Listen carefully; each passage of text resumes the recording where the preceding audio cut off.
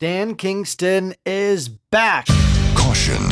Your paradigm is about to shift at the intersection of fact and reason. You're entering Kingston Country. I'm Dan Kingston, and you're listening to the Dan Kingston Podcast. And we got breaking news right now. Joe Biden sending 5,000 Americans back in Afghanistan after having just withdrawn the same number over the last few months. He's putting them back in. It's spineless. It's pathetic.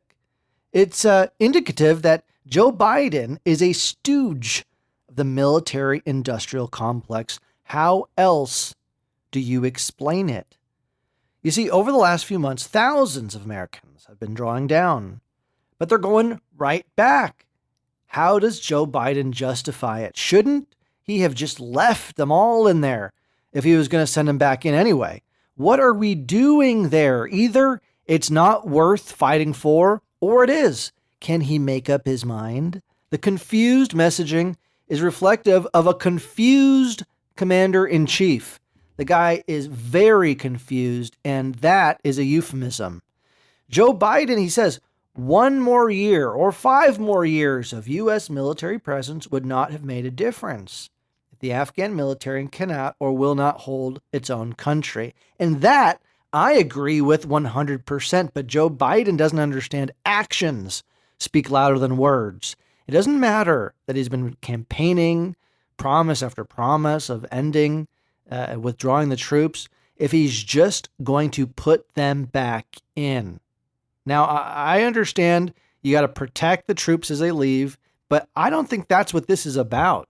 This is about Joe Biden getting heat from the neocons and the Democrats that are controlled by the military-industrial complex. And they're telling him to get this under control, to put the troops back in. It doesn't matter, Joe, what you promised. It doesn't matter what you campaigned on. And by the way, we all know you don't really speak truth because you plagiarize all your speeches. You make everything up. I mean, you pretend like you marched with African Americans, in the civil rights movement, but there's no record of it, Joe. You got story after story, but where's it coming from? You make these stories up. You're a war hero here. You marched with MLK there.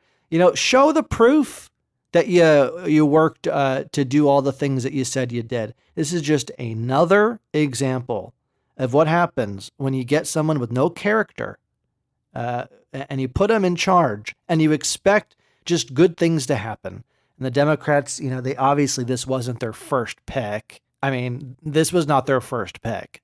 This is who they thought was the lesser evil, I guess, the best person to take on Trump. And he barely beat Trump. In fact, some people would say he really didn't beat Trump, did he? It was taken from Trump. But that being said, the Democrats don't even like Joe Biden. They're pretending to like him. But now I think this latest move, what do you think? The neocons might have a friend in Joe Biden now that he's putting 5,000 Americans back in Afghanistan. We just took them out over the last few months. Why are you putting them back in? It makes no sense. And he's just unable. He cannot resist continuing the 20-year Middle East war. No matter what he says, he can't resist. Meanwhile, U.S. News and World Report says China is prepared to recognize the Taliban as a legitimate ruler of Afghanistan. So you got China standing up to America saying, we're going to recognize the Taliban if they take over Kabul. And it just shows that China they think they're a superpower. They think they're standing up. But we should not take the bait. Let China recognize the Taliban, and that will make China look very silly on the world stage in the international community, won't it? That they're just so quick to recognize the Taliban? Let them do it. We don't have to fight every geopolitical war that comes our way, do we? Do we have to take the bait? It's like Back to the Future when they call Marty McFly chicken. And he, how do you feel about this? Do you let people get under your skin like that? Or do you look at your own self-interest? America has to look at its own self-interest. And we can't take the bait like the neocons and the Democrats and the deep state. The military-industrial complex wants us to take the bait every time. And if we don't, guess what? They put the bait in themselves. They say chicken, and they make it look like it was a different country or whatever. We get into another endless war because they lie. They lie to us. You don't believe it?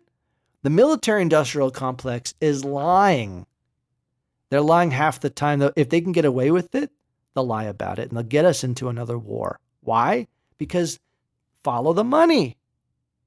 You just got to follow the money. And of course, we're not going to end our dealings in Afghanistan. They're going to keep going. More troops will get put in, and then they'll pretend to take them out, and then they'll put more back in. This is just a farce of never-ending wars. Doesn't matter, Democrat, Republican, they're all the same. They keep us in these endless wars, needlessly so, because of forward momentum, and the military-industrial complex demands it to be so. So how do we change it? I don't know. The first thing we can do is get out Joe Biden, because if he's gonna commit to a strategy, the worst thing you could do is go back and forth. You got to commit. If you want to invest Americans $1 trillion, endless lives, and you want to invest all that in Afghanistan, okay, fine. But say it. Make it clear that's your policy. Or if you're going to say, okay, this is an endless war and we don't need to be there and we cannot fight for another country. They got to stand up for themselves, right? Well, then stick by that. But what does it say to Americans and to people around the world to go back and forth, to say all the good things about ending the war, but then the second you put the troops out, you put them back in?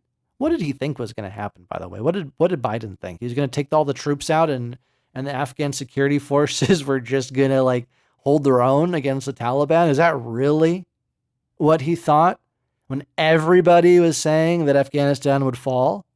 Did he really not expect this to happen?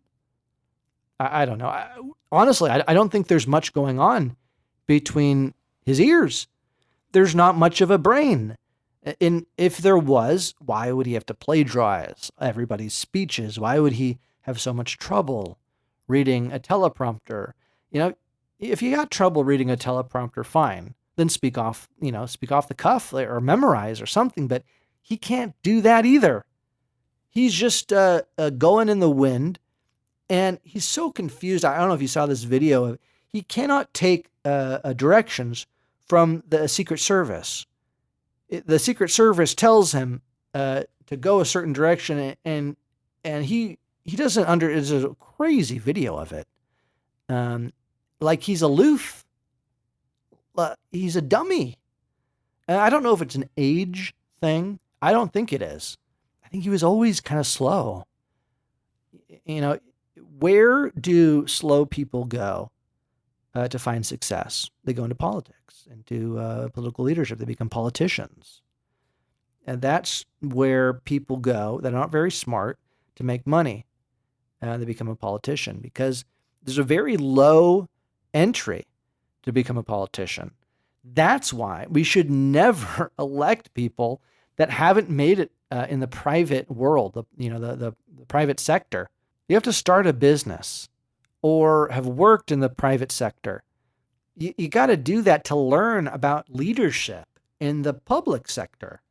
But instead, we tend to elect these lifetime politicians. We get so addicted to them. And we say, they really like us and they really stand up for us. Now, the longer they are there, the more devoted they become to what pays their reelection campaigns.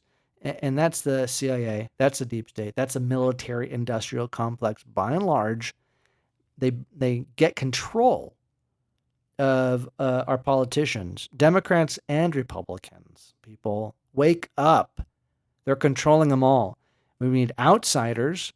We need people that have not spent their entire lives as a politician. We need new people in there to expose what's going on in the military-industrial complex and the deep state. We have to get out of Afghanistan. We have to end these endless wars once and for all. Kingston Country. You've been listening to the Dan Kingston Podcast.